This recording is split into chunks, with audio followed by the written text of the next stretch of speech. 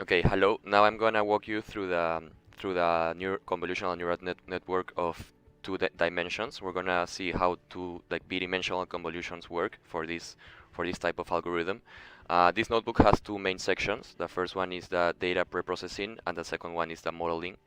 Uh, for the data preprocessing, I won't focus too much. I would just go through an important part of it, which is the pivoting of the data that we have to do. So as you can see, this is a very typical machine learning pipeline. We are reading the data set. We're doing some formatting to some of the columns. As Matthew already explained, we are going to be working with summary as our target variable.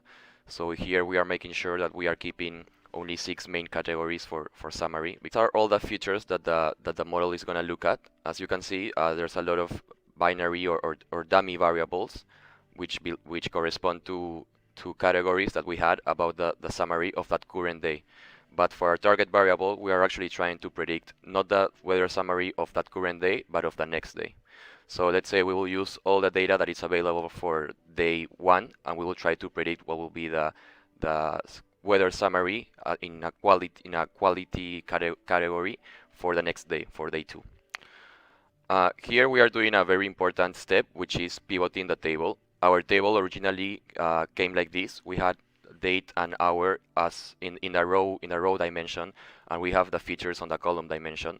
But for our CNN to be able to process this as panel data points, or we can imagine them as matrices or yeah, panels, matrices, or even images, like images with pixels values, we have to do a pivoting of our input. So as you can see, we are bringing these numbers that are placed in a column form, and we are bringing them to a row form. All of this is happening in this for loop.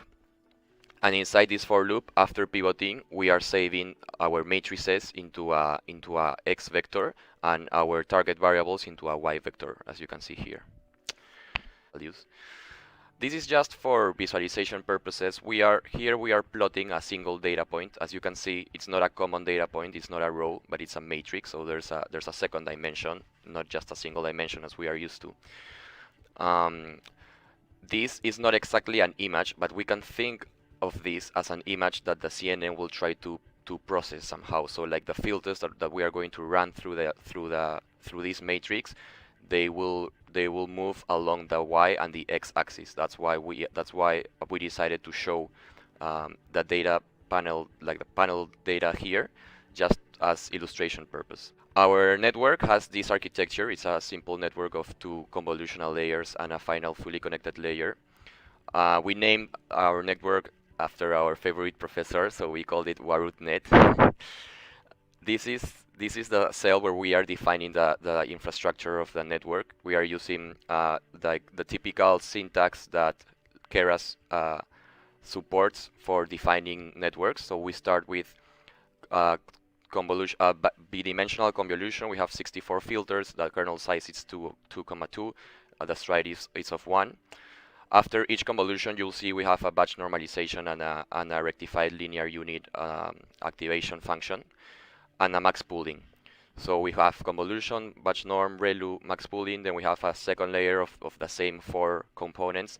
Finally, we have a flatten, and then that flattened layer, what it will do is it will take the matrices and it will transform them from a matrix form to a row form. So it's just like stacking all the rows like next to each other. Now, once we have a single row, we are able to feed that through our last layer, which is an output layer of 6 fully connected neurons with a softmax activation. And finally, that's the layer that will be responsible for giving a prediction of what is the next weather for given a current panel dataset. We run this network through 10 epochs with a batch size of 500.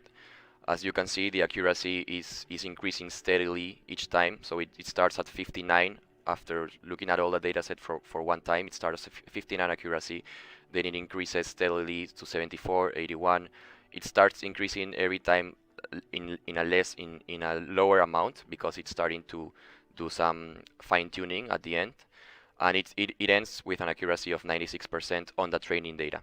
Once we try this network on our testing data, we are reaching an accuracy of 91%. And then finally, just to show these results, we are plotting here a confusion matrix or classification matrix where we have on one axis our predicted values and on the other axis the real values. As you can see, we are mostly guessing correctly for all the categories. That's why the diagonal of this matrix is on a different color as compared to the rest of the values of the matrix. Now I'll pass it over to Mesai, and he will